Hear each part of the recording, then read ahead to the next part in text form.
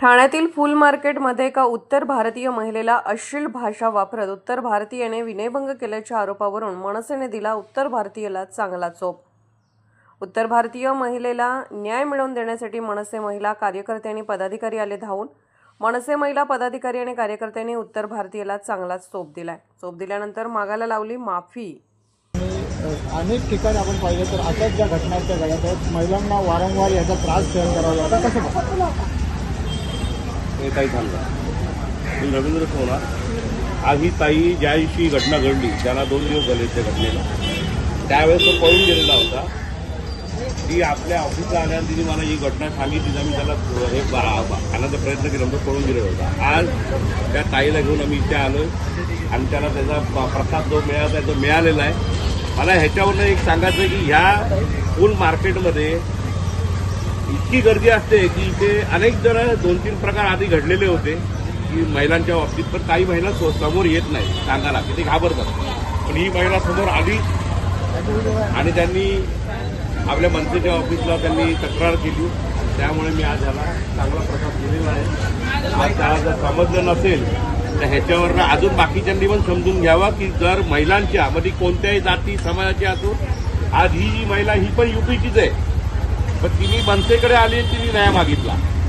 आज हे भोजपुरीमधनं काहीतरी बडबडतात महिलांना, ती महिलांना कळत नाही। पण आज त्यांना ती भोजपुरी तिला कळत होती, त्यामुळे ते सगळं कळलं, त्यांनी तिच्याबद्दल बोललेलं होतं। पण याच्या पुढे मी एक समज देऊ शकतो की माझं ऑफिस मनसेचं ऑफिस या परिसरात आहे, तरी प्रत्येकाने समजून जावं की इथे जिथे वाईट प्रकार घडण्याचा प्रयत्न केला तर हातपाय तोडल्याशिवाय मनसे गप्प बसणार नाही। राजसाहेबांची आम्हाला ताकीदच आहे की जिथे अन्याय दिसेल तिकडे लाथ मारा आणि ह्याच्यापुढे हे प्रकार आमच्या इथे वाढणार नाहीत आणि होणार नाही याची दक्षता आम्ही मनसेवाले सगळे कार्यकर्ते घेऊ। फुलं घ्यायला आलेली तर त्याचा 110 रुपयाचा झालेला, मी त्याला 100 दिला आणि मी ते दुसऱ्यांकडे गेली फुलं घ्यायला, तर त्याने खूप घाणेरडं सवय त्याने वापर केला आणि मी सोनवणे साहेबकडे आली, मला नाही माझी विनंती। आज आपण महाराष्ट्रात सरकार मान्याप्रमाणे बोलतो महिलांना 50% आरक्षण हे ते, पण महिला सुरक्षित आहेत का? हे लोक कुठून यूपी बिहार वरून येतात महाराष्ट्रात पोटपाणी पैसे कमवायला आणि आपल्या आया बहिणींवर नजरा ठेवून घाणेरडे अश्लील शब्द वापरतात। तर अशा लोकांचं काय करायचं? आज महाराष्ट्रामध्ये फिरताना मनसेवरती चुकीच्या पद्धतीने बोललं जातं की दादागिरी करतात, मारहाण करतात। तर मग अशा लोकांचं काय करायचं? पोलीस ऍक्शन घेणार नाही, सरकार ऍक्शन घेणार नाही, यांचे लोंढे सतत इथे येणार।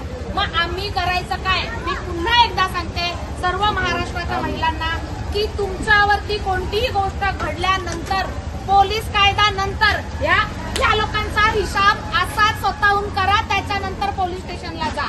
आणि मनसे जोपर्यंत आहे तर महाराष्ट्रातल्या आया बहिणी तशाच सुरक्षित आहे। सन्माननीय राजसाहेबांचा हा आदेश आणि त्यांचे संस्कार, अविनाश जाधव साहेबांचा आदेश, त्यांचे संस्कार कधी आम्ही चुकीचं होऊ देणार नाही। आणि पावली तशी ही ताई पुढे येऊन आवाज उठवला तर तिला पण सला नाही, कारण प्रत्येक महिलेनी लाज जाईल, लोकांना काय कळेल हे करताना का नाही, हा असे तोंड समोर आणायची काही यांना हे नाही। आणि मला असं वाटतं सरकारने याच्यावर त्वरित ऍक्शन घ्या की जे येणारे लोंढे तुम्ही कुठून येता, काय येता, इथे त्यांचे आधार कार्ड काय आहे याच्यावर काही लक्ष दिलं जात नाही। जशा ताई आल्या, आमचे रवींद्र सोनार साहेब आहे ठाणे जिल्हा सचिव, त्यांच्याकडे त्वरित आल्यावर त्यांनी लगेच संध्याकाळी ऍक्शन घेतली आणि या महिलेला आज न्याय मिळवून देण्यासाठी आलो। ही महिला म्हणून ही सगळ्यांची आई बहीण आहे, यांच्या आई बहिणी गावाला असतात म्हणून काय तुम्ही आमच्या आई बहिणींवरती नजर ठेवून बसाल का? हे खपवून घेतलं जाणार नाही। आजच्या नंतर मनसे आक्रमक आहे, कायम राहणार आणि या गोष्टींना न्याय देण्यासाठी मनसेच पुढे येणार। बाकीचे बांगड्या घालून बसल्यात टक्केवारी मोजत। जय महाराष्ट्र, जय मनसे।